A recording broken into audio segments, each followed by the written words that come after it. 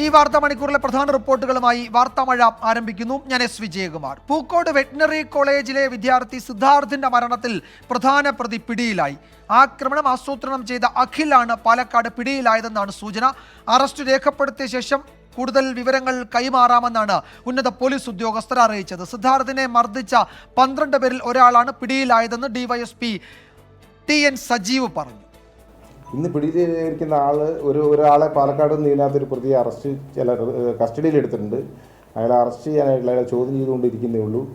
അയാൾ ഇതിനകത്ത് നേരിട്ട് പങ്കെടുത്തിട്ടുള്ള ഒരാൾ ആണെന്നാണ് നമുക്ക് കിട്ടിയ വിവരം. അതിനെപ്പറ്റി കൂടുതൽ വിവരങ്ങൾ മനസ്സിലാക്കുന്നേ ഉള്ളൂ. ഇപ്പോൾ നമ്മൾ ലിസ്റ്റിൽ ഉൾപ്പെട്ട ഒരു 11 പ്രതികളെയാണ് ഇനി കിട്ടാനുള്ളത്. സൂചനകൾ ഉണ്ട്, പല സൂചനകളും ഉണ്ട്. ലുക്കൌട്ട് നോട്ടീസിനുള്ള നടപടികൾ സ്വീകരിച്ചിട്ടുണ്ട്. അതൊരു ഹോസ്റ്റലാണ്. അപ്പോൾ ഹോസ്റ്റലിൽ പ്രത്യേകിച്ച് അവിടെ അന്തേവാസികളായ ആൾക്കാരാണ്. അവർ പ്രത്യേക വേറെ എവിടുന്ന് സംഘടിച്ച് വന്നൊന്നുമല്ല. അവിടെ ആ ഹോസ്റ്റലിൽ ഉണ്ടായിരുന്ന കുട്ടികൾ തന്നെയാണ്. പ്രതികളുടെ രാഷ്ട്രീയ ബന്ധത്തെക്കുറിച്ചുള്ള ചോദ്യത്തിന് പോലീസ് കൃത്യമായ മറുപടി നൽകിയില്ല. സിദ്ധാർത്ഥ് നേരിട്ടത് അതിക്രൂരമായ ശാരീരിക മാനസിക പീഡനമെന്നാണ് സൂചന. ഹോസ്റ്റലിലെ ആൾക്കൂട്ട വിചാരണയ്ക്കും മണിക്കൂറുകൾ നീണ്ട മർദ്ദനത്തിനും ശേഷം സിദ്ധാർത്ഥിനെ മുറിയിൽ പൂട്ടിയിട്ട് നിരീക്ഷിച്ചെന്നാണ് പ്രതികളുടെ മൊഴി. നിരീക്ഷണം അവസാനിപ്പിച്ചതിന്റെ പിറ്റേ ദിവസമാണ് സിദ്ധാർത്ഥിനെ മരിച്ച നിലയിൽ കണ്ടെത്തിയത്. അരുൺ പാറയ്ക്കൽ വയനാട്ടിൽ നിന്ന് കൂടുതൽ വിവരങ്ങൾ നൽകും. അരുൺ, എന്തൊക്കെയാണ് ഡിവൈഎസ്പി വിശദീകരിക്കുന്നത്? ഇനി എത്ര പ്രതികൾ കൂടി ഒളിവിലുണ്ട്? അവരെ കണ്ടെത്താൻ ഉള്ള നടപടികൾ എന്തൊക്കെയാണ് പോലീസ് ഇപ്പോൾ സ്വീകരിച്ചിരിക്കുന്നത്?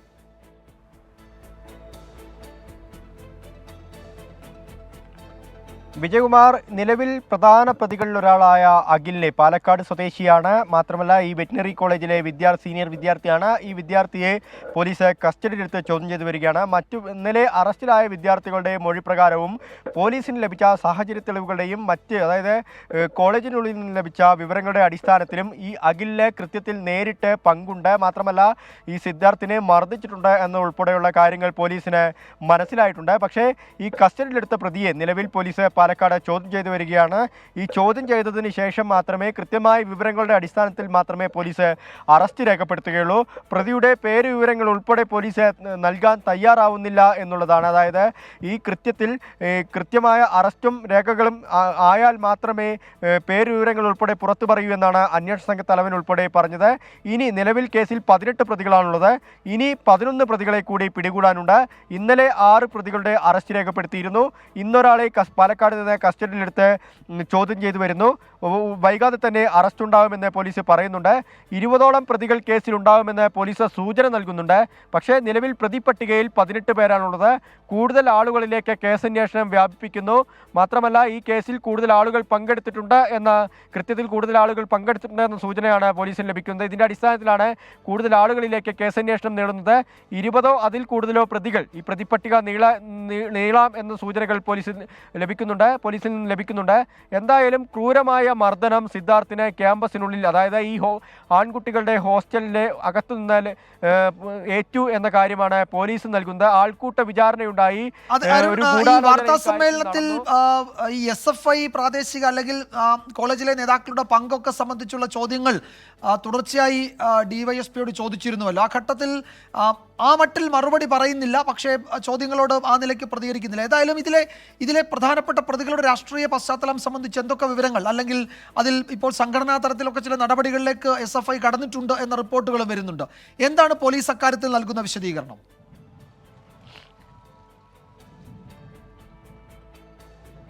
വിജയകുമാർ, ഈ കേസുമായി ബന്ധപ്പെട്ട തുടക്കം മുതൽ ഇതിൽ പ്രതികളായ ആളുകൾ എല്ലാവരും തന്നെ SFI പശ്ചാത്തലമുള്ളവരാണ്. ക്യാമ്പസിൽ SFI എന്ന വിദ്യാർത്ഥി സംഘടന മാത്രമേ പ്രവർത്തിക്കുന്നുള്ളൂ എന്നുള്ളതും ശ്രദ്ധേയമാണ്. SFI പശ്ചാത്തലമുള്ള ആളുകളാണ്. SFIയുടെ യൂണിറ്റ് സെക്രട്ടറി അമൽ ഇഹ്സാൻ ഉൾപ്പെടെയുള്ള ആളുകൾ ഈ കേസിൽ പ്രതികളാണ്. പോലീസിന്റെ ആദ്യ പ്രതിപട്ടികയിൽ തന്നെ SFIയുടെ യൂണിറ്റ് സെക്രട്ടറി അമൽ ഇഹ്സാൻ ഉണ്ട്. Campus union president K Arun ഉൾപ്പെടെയുള്ളവർ ആദ്യ പ്രതിപട്ടികയിൽ തന്നെയുണ്ട്. ഇന്നലെ പോലീസ് അറസ്റ്റ് രേഖപ്പെടുത്തിയ ആളുകളിൽ ക്യാമ്പസ് യൂണിയൻ നേതാക്കളുണ്ട്. SFIയുടെ യൂണിറ്റ് കമ്മിറ്റി അംഗങ്ങൾ ഉൾപ്പെടെയുള്ള ആളുകളുണ്ട്. ഇന്നിപ്പോൾ പിടിയിലായ ആളുകൾക്കും ഈ രാഷ്ട്രീയ പശ്ചാത്തലം തന്നെയാണ് ഉള്ളതെന്നാണ് നമുക്ക് മനസ്സിലാക്കാൻ സാധിക്കുന്നത്. പോലീസ് കൃത്യമായ വിവരങ്ങൾ, അതായത് ഇന്നലെ ചെറിയ വിവരങ്ങളൊക്കെ തന്നെ പോലീസ് തന്നിരുന്നു. പക്ഷേ ഇന്ന് പോലീസിന് മേൽ രാഷ്ട്രീയ സമ്മർദ്ദം ഉണ്ട് എന്നാണ് പോലീസിന്റെ മറുപടിയിൽ നിന്ന് നമുക്ക് മനസ്സിലാക്കാൻ സാധിക്കുന്നത്. കാരണം ഇത്തരത്തിലുള്ള വിവരങ്ങൾ പുറത്തു പറയുകയാണെങ്കിൽ അത് ഏതെങ്കിലും തരത്തിൽ അവരുടെ ജോലിയെ ബാധിക്കുമോ എന്ന ആശങ്ക പോലീസ് വൃത്തങ്ങളിൽ നിന്ന് നമുക്ക് ലഭിക്കുന്നുണ്ട്. അതുകൊണ്ട് തന്നെ കൂടുതൽ വിവരങ്ങൾ, രാഷ്ട്രീയ പശ്ചാത്തലങ്ങളൊന്നും തന്നെ പോലീസ് വ്യക്തമാക്കാൻ തയ്യാറാവുന്നില്ല. ഈ ക്രിമിനൽ പശ്ചാത്തലം മാത്രമാണ്, ഈ പ്രതികളുടെ ക്രിമിനൽ പശ്ചാത്തലം മാത്രമാണ്, ക്രൈമിനെ കുറിച്ച് മാത്രമാണ് അന്വേഷണ ഉദ്യോഗസ്ഥരെല്ലാം തന്നെ പ്രതികരിക്കുന്നത്. എന്തായാലും ക്രൂരമായ പൈശാചികമായ ഒരു ആക്രമണം സിദ്ധാർത്ഥ നേരിട്ടിരിക്കുന്നു. ക്യാമ്പസിനുള്ളിൽ വിദ്യാർത്ഥികൾ സംഘടിച്ച് ഒരു ആൾക്കൂട്ട വിചാരണ നടത്തി 130ഓളം വിദ്യാർത്ഥികളുടെ മുന്നിൽ വെച്ചുകൊണ്ട് സിദ്ധാർത്ഥിനെ ക്രൂരമായി ആക്രമിച്ചിരിക്കുന്നു. 3 മണിക്കൂറിലേറെ ആയുധങ്ങൾ ഉപയോഗിച്ച് ആക്രമിച്ചു, ബെൽറ്റ് ഉൾപ്പെടെയുള്ള വസ്തുക്കൾ ഉപയോഗിച്ച് ആക്രമിച്ചു. അതിനുശേഷം ഒരു ദിവസം ഹോസ്റ്റൽ മുറിയിൽ പൂട്ടിയിട്ടു. അവിടെ നിരീക്ഷണം നടത്തി ഏതെങ്കിലും രീതിയിലുള്ള ആരോഗ്യ പ്രശ്നങ്ങൾ സിദ്ധാർത്ഥിനുണ്ടോ എന്ന് സീനിയർ വിദ്യാർത്ഥികൾ നിരീക്ഷിച്ചു. ഇതിന് ശേഷമാണ് സിദ്ധാർത്ഥ് ആത്മഹത്യ ചെയ്യുന്ന നിലയിലേക്ക് കാര്യങ്ങൾ പോയത്. എന്തായാലും കൂടുതൽ പ്രതികളിലേക്ക് പോലീസ് എത്തുന്നു. കൃത്യമായ അന്വേഷണം നടക്കുന്നു. അന്വേഷണം ശരിയായ ദിശയിലാണ് എന്നാണ് കോളേജിലെ ഡീനും നമ്മോട് സൂചിപ്പിച്ചത്. ശരിയായ ദിശയിൽ അന്വേഷണം നടക്കുന്നു, കൃത്യമായ ദിശയിലേക്ക് കാര്യങ്ങൾ പോകുന്നു. ഇനി 11 പ്രതികളെ കൂടി പിടികൂടാനുണ്ട്. വിജയകുമാർ. യെസ്, അരുൺ പാറക്കലാണ് വിവരങ്ങൾ നൽകിയത്. ഇനിയും 11 പ്രതികളെ കൂടി പിടികൂടാനുണ്ട്. ഇതുവരെയുള്ള വിവരങ്ങൾ, അന്വേഷണ പുരോഗതിയൊക്കെയാണ് ഇന്ന് മാധ്യമങ്ങളെ കണ്ടപ്പോൾ DYSP പങ്കുവച്ചത്. ഈ പ്രതികളുടെ രാഷ്ട്രീയ പശ്ചാത്തലം സംബന്ധിച്ചുള്ള ചോദ്യങ്ങളോട് കൃത്യമായ പ്രതികരണം ഉണ്ടായില്ല എന്നതും ശ്രദ്ധേയമായി. മറ്റൊരു പ്രധാന റിപ്പോർട്ടിലേക്ക്. ലോക്സഭാ തെരഞ്ഞെടുപ്പിന് സ്ഥാനാർത്ഥി നിർണയത്തിനുള്ള കോൺഗ്രസ് സ്ക്രീനിംഗ് കമ്മിറ്റി യോഗം ആരംഭിച്ചു. കേരളത്തിന്റെ ചുമതലയുള്ള AICC general secretary Deepa Das Munshi അടക്കമുള്ളവർ യോഗത്തിൽ പങ്കെടുക്കുന്നുണ്ട്. സിറ്റിംഗ് MPമാരിൽ ആരെയും മാറ്റി നിർത്തേണ്ടതില്ല എന്നാണ് സംസ്ഥാന നേതൃത്വത്തിന്റെ നിലപാട്. എന്നാൽ കണ്ണൂരിൽ മത്സരിക്കാനില്ല എന്നാണ് KPCC അധ്യക്ഷൻ K സുധാകരൻ ഹൈക്കമാൻഡിനെ അറിയിച്ചത്. KPCC general secretary advocate K ജയന്തിൻ്റെയും യൂത്ത് കോൺഗ്രസ് നേതാവ് VP അബ്ദുൾ റഷീദിൻ്റെയും പേര് ഹൈക്കമാൻഡിനോട് അദ്ദേഹം നിർദ്ദേശിച്ചിട്ടുണ്ട്. സ്ക്രീനിംഗ് കമ്മിറ്റി യോഗത്തിന് ശേഷം കൂടുതൽ തീരുമാനങ്ങൾ അറിയിക്കാം എന്നാണ് നേതാക്കൾ വിശദീകരിക്കുന്നത്. MG പ്രതീഷ് വിവരങ്ങൾ നൽകും തിരുവനന്തപുരത്ത് നിന്ന്. പ്രതീഷ്, സ്ക്രീനിംഗ് കമ്മിറ്റി യോഗം തുടരുകയാണ്. 2-3 മണ്ഡലങ്ങൾ, ഇപ്പോൾ വയനാട്ടിൽ രാഹുൽ ഗാന്ധി വരുമോ എന്ന ചോദ്യം, കണ്ണൂരിൽ ആര്, ആലപ്പുഴയിൽ KC വേണുഗോപാലിന് വേണ്ടി നേതാക്കൾ രംഗത്തുണ്ട്. അപ്പോൾ ഈ 3-4 മണ്ഡലങ്ങളാണ് നിർണായകം. എന്തൊക്കെ പ്രതീക്ഷിക്കാം യോഗത്തിൽ? വിജയകുമാർ, നിർണായകമായ സ്ഥാനാർത്ഥി ചർച്ചകളാണ് ഇപ്പോൾ കോൺഗ്രസിൽ പുരോഗമിക്കുന്നത്. പ്രധാനമായും സ്ക്രീനിംഗ് കമ്മിറ്റി യോഗം രാവിലെ തന്നെ ആരംഭിച്ചിട്ടുണ്ട്. ഇതിൽ ചില സീറ്റുകളിൽ മാത്രമാണ് ഒരു അനിശ്ചിതത്വം തുടരുന്നത്. കാരണം വയനാട്ടിൽ രാഹുൽ ഗാന്ധി മത്സരിക്കണമെന്ന നിലപാട് ഈ യോഗത്തിൽ സംസ്ഥാന നേതൃത്വം സ്ക്രീനിംഗ് കമ്മിറ്റിയെ അറിയിച്ചിട്ടുണ്ട്. വയനാട്ടിൽ രാഹുൽ ഗാന്ധി തന്നെ മത്സരിക്കുമെന്ന പ്രതീക്ഷ അല്പസമയം മുമ്പ് പ്രതികരിച്ച പ്രതിപക്ഷ നേതാവ് VD സതീശനും പങ്കുവച്ചിട്ടുണ്ട്. മറ്റൊന്ന് K സുധാകരനാണ്. തുടക്കം മുതൽ K സുധാകരൻ കണ്ണൂരിൽ മത്സരിക്കുമെന്ന കാര്യത്തിൽ ഏകദേശം ഉറപ്പായിരുന്നു. പക്ഷേ താൻ മത്സര രംഗത്തേക്ക് ഇല്ല എന്നുള്ള ഒരു അഭിപ്രായം K സുധാകരൻ ഹൈക്കമാൻഡിനെ അറിയിച്ചതായാണ് വിവരം. മറ്റൊരു പേര് കൂടി നിർദ്ദേശിച്ചിട്ടുണ്ട് എന്നുള്ള വാർത്തകളും ഇപ്പോൾ പുറത്തു വരുന്നുണ്ട്. ഈ സാഹചര്യത്തിൽ കണ്ണൂരിൽ K സുധാകരൻ മത്സരിക്കുമോ എന്ന കാര്യത്തിലും ഹൈക്കമാൻഡ് തീരുമാനമായിരിക്കും ഏറ്റവും നിർണായകമാവുക. നേരത്തെ ഈ വിജയപ്രതീക്ഷ മുൻനിർത്തിക്കൊണ്ട് തന്നെ നിലവിൽ സിറ്റിംഗ് MPമാർ തുടരണമെന്ന ഒരു അഭിപ്രായമാണ്, അല്ലെങ്കിൽ ഒരു നിലപാടാണ് സംസ്ഥാന കോൺഗ്രസ് നേതൃത്വത്തിനുള്ളത്. അതുകൊണ്ട് തന്നെ ആ രീതിയിൽ പോകാനായിരുന്നു തീരുമാനിച്ചിരുന്നത്. അപ്പോഴാണ് ഈ 3 സീറ്റുകളിൽ ഒരു അനിശ്ചിതത്വം ഉണ്ടായിരിക്കുന്നത്. ആലപ്പുഴ സീറ്റ് തിരിച്ചുപിടിക്കുന്നതിന് KC വേണുഗോപാൽ ആലപ്പുഴയിൽ തന്നെ മത്സരിക്കണമെന്നൊരു ആവശ്യവും പാർട്ടിയിൽ ഉയർന്നിട്ടുണ്ട്. പക്ഷേ ഇക്കാര്യത്തിലും KC വേണുഗോപാൽ ഒരു നിലപാട് ഇനിയും വ്യക്തമാക്കിയിട്ടില്ല. ഈ 3 സീറ്റുകളിൽ എന്തായാലും ഒരു അന്തിമ തീരുമാനം അല്ലെങ്കിൽ അന്തിമ നിലപാട് സ്വീകരിക്കുക ഹൈക്കമാൻഡ് തന്നെ ആയിരിക്കും. ഈ എത്രയും വേഗം സ്ഥാനാർത്ഥി നിർണയ ചർച്ചകൾ പൂർത്തിയാക്കി ഈ പട്ടിക ഹൈക്കമാൻഡിന് കൈമാറും. കേന്ദ്ര തിരഞ്ഞെടുപ്പ് കമ്മിറ്റി ആയിരിക്കും ഇതുമായി ബന്ധപ്പെട്ടുള്ള അന്തിമ തീരുമാനം അറിയിക്കുക. 2-ാം തീയതിയോ 3-ാം തീയതിയോ സംസ്ഥാന നേതാക്കൾ ഡൽഹിയിലേക്ക് പോകും. അവിടെ വെച്ചായിരിക്കും ഈ സ്ഥാനാർത്ഥി പ്രഖ്യാപനം ഉണ്ടാവുക. വിജയകുമാർ. യെസ്, MG പ്രതീഷാണ് വിവരങ്ങൾ നൽകിയത്. ഇന്നലെ വയനാട്ടിൽ രാഹുൽ ഗാന്ധി തന്നെ മത്സരിച്ചേക്കുമെന്ന സൂചന ജയറാം രമേശ് മാധ്യമങ്ങളെ കണ്ടപ്പോൾ പങ്കുവച്ചിരുന്നു. അതുകൂടി ഈ ഘട്ടത്തിൽ ഓർക്കേണ്ടതുണ്ട്. എന്തായാലും വയനാട്, കണ്ണൂർ, ആലപ്പുഴ മണ്ഡലങ്ങൾ പ്രധാനപ്പെട്ടതാണ്, നിർണായകമാണ്. എന്താണ് അവിടുത്തെ തീരുമാനം എന്നതുകൂടി അറിയേണ്ടതുണ്ട്. സ്ക്രീനിംഗ് കമ്മിറ്റി പുരോഗമിക്കുകയാണ്.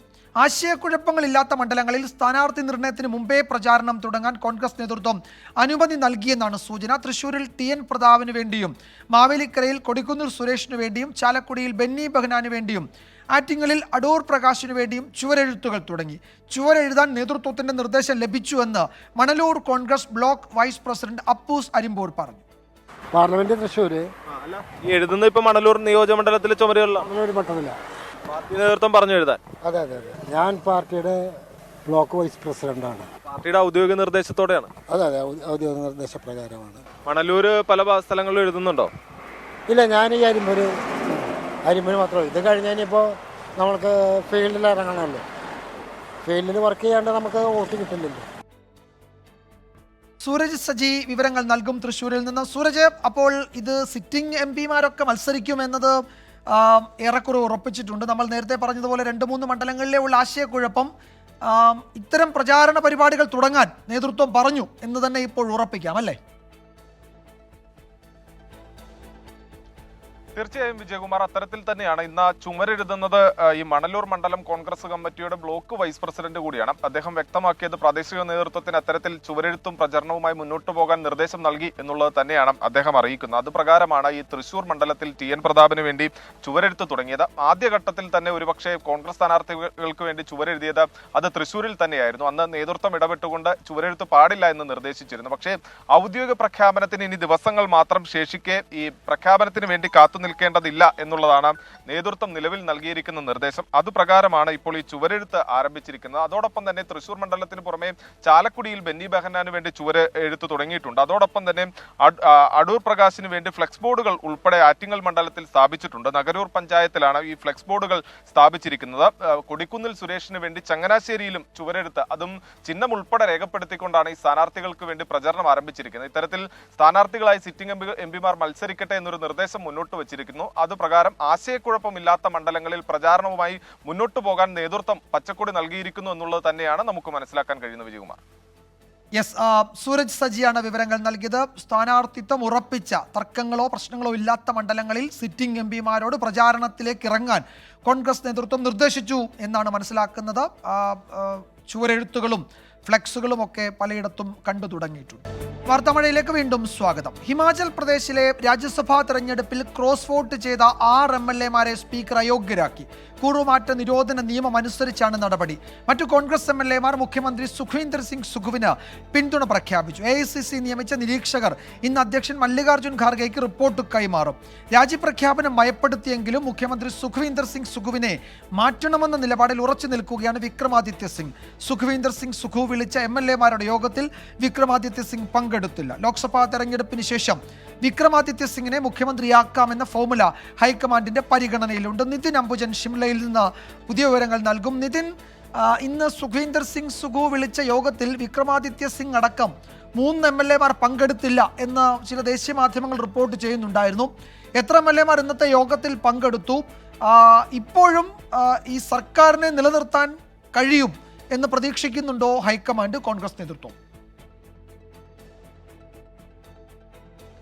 വിജയകുമാർ, സർക്കാരിന് നിലനിർത്താൻ കഴിയുമെന്നൊരു വലിയ പ്രതീക്ഷയിൽ തന്നെയാണ് ഹൈക്കമാൻഡ് ഉള്ളത്. കോൺഗ്രസിന് നിലവിൽ ഇപ്പോൾ മറ്റ് ഭീഷണികൾ നിലനിൽക്കുന്നില്ല. കാരണം കഴിഞ്ഞ ദിവസം, അതായത് ബജറ്റ് പാസ്സാക്കിയതിന് പിന്നാലെ നിയമസഭാ സമ്മേളനം വെട്ടിച്ചുരുക്കിയതോടെ തന്നെ സർക്കാരിന് മറ്റ് പ്രതിസന്ധികളില്ല. എല്ലാ MLA-മാരും സുരക്ഷയെ തന്നെ ഒപ്പം നിർത്താൻ സാധിച്ചു എന്ന് തന്നെയാണ് കോൺഗ്രസ് നേതൃത്വത്തിന്റെ വിലയിരുത്തൽ. മാത്രമല്ല, ദേശീയ നേതൃത്വം നിയോഗിച്ച കോൺഗ്രസിന്റെ നിരീക്ഷകർ അവർ എല്ലാ MLA-മാരുമായി സംസാരിക്കുന്നുണ്ട്. പ്രതിഭാ സിംഗുമായും അതോടൊപ്പം തന്നെ മുഖ്യമന്ത്രി സുഖ്വീന്ദർ സിംഗുമായി സംസാരിക്കുന്നു. എന്തായാലും നിലവിൽ ഇപ്പോൾ മറ്റു ഭീഷണികളില്ലെങ്കിൽ പോലും ഭാവിയിലടക്കം വലിയ തരത്തിലൊരു ഭീഷണി ഒരുപക്ഷെ ഉണ്ടാകാൻ സാധ്യതയുണ്ട് എന്ന് കണ്ടുകൊണ്ട് തന്നെയാണ് ഇവിടുത്തെ ഹിമാചലിലെ പ്രശ്നങ്ങൾ ഇപ്പോൾ പരമാവധി വേഗത്തിൽ തന്നെ തീർപ്പാക്കാനുള്ള നടപടികൾ ഇപ്പോൾ സ്വീകരിച്ചു വരുന്നത്. അതുകൊണ്ട് തന്നെ ഒരു അനുനയത്തിന് ഒരുപക്ഷെ വിക്രമാദിത്യ സിംഗിനെ മുഖ്യമന്ത്രിയാക്കാം എന്നുള്ളൊരു ഉറപ്പ് നൽകും എന്ന് തന്നെ മനസ്സിലാക്കുന്നു. അതുമായി ബന്ധപ്പെട്ട ഒരു സജീവമായി തന്നെ ഇപ്പോൾ ഹൈക്കമാൻഡ് പരിഗണനയിലുണ്ട്. ലോക്സഭാ തെരഞ്ഞെടുപ്പിന് ശേഷമാകും അത്തരമൊരു നീക്കം ഹൈക്കമാൻഡ് ഭാഗത്തും സ്വീകരിക്കുക. 2022 ഡിസംബറിൽ സർക്കാർ അധികാരത്തിലെത്തുമ്പോൾ മുഖ്യമന്ത്രിയായി തന്നെ പരിഗണിക്കണമെന്ന ആവശ്യം പ്രതിഭാ സിംഗ് മുന്നോട്ട് വെച്ചിരുന്നു. അല്ലെങ്കിൽ മകൻ വിക്രമാദിത്യ സിംഗിനെ പരിഗണിക്കണമെന്ന ആവശ്യം മുന്നോട്ട് വെച്ചിരുന്നു. ഇതെല്ലാം തന്നെ വഴങ്ങാതെയാണ് പിന്നീട് സുഖ്വീന്ദർ സിംഗ് സുഖുവിലേക്ക് പരിഗണിച്ചത്. അതിലെല്ലാം തന്നെ വലിയ എതിർപ്പ് കോൺഗ്രസ് നേതൃത്വത്തിനിടയിൽ പ്രത്യേകിച്ചും പ്രതിഭാ സിംഗിനും അതോടൊപ്പം തന്നെ വിക്രമാദിത്യ സിംഗിനും ഉണ്ട്. അതിന്റെ ഒരു ഭാഗമായി തന്നെയാണ് രാജ്യസഭാ തെരഞ്ഞെടുപ്പിന് ശേഷം പിന്നീടുണ്ടായ നാടകീയ സംഭവങ്ങൾ. എന്തായാലും അല്പസമയം മുമ്പ് തന്നെ കോൺഗ്രസിന്റെ കൂറുമാറിയ 6 MLA-മാരെ സ്പീക്കർ അയോഗ്യരാക്കിയിരിക്കുകയാണ്. പ്രധാനമായും അയോഗ്യരാക്കിയത് കോൺഗ്രസിന്റെ 6 MLA-മാർ രജീന്ദർ റാണ, സുധീർ ശർമ്മ, ഇന്ദ്രദത്ത് ലഖൻപാൽ, ദേവീന്ദർ കുമാർ ബൂട്ടോ, രവി ഠാക്കൂർ, ചേതന്യ ശർമ്മ എന്നീ 6 MLA-മാരെയാണ് അയോഗ്യരാക്കിയത്. എന്തായാലും രാഷ്ട്രീയ നീക്കങ്ങൾ തുടരുകയാണ്. മുഖ്യമന്ത്രിയെ മാറ്റണം എന്ന നിലപാടിൽ ചില MLA-മാർ ഉറച്ചു നിൽക്കുന്നു. എന്തായിരിക്കും ഹൈക്കമാൻഡിന്റെ തീരുമാനമെന്നത് അടുത്ത മണിക്കൂറുകളെ നിർണായകമാക്കും. നിതിൻ അംബുജനാണ് ഷിംലയിൽ നിന്ന് ഏറ്റവും പുതിയ വിവരങ്ങൾ പങ്കുവച്ചത്. റിപ്പോർട്ടോടെ വാർത്താമഴ അവസാനിക്കുന്നു. ഇനി കാണാം ഗുഡ് ആഫ്റ്റർനൂൺ വിത്ത് ഹാഷ്മി. ലോകത്തെവിടെയായാലും ഏത് സമയത്തും 24 വാർത്തകളും ഓഗ്മെന്റഡ് റിയാലിറ്റി പാക്കേജുകളും എക്സ്പ്ലെയിനറുകളും വിശദമായി കാണാൻ ഞങ്ങളുടെ യൂട്യൂബ് ചാനൽ നിങ്ങൾക്ക് സബ്സ്ക്രൈബ് ചെയ്യാം.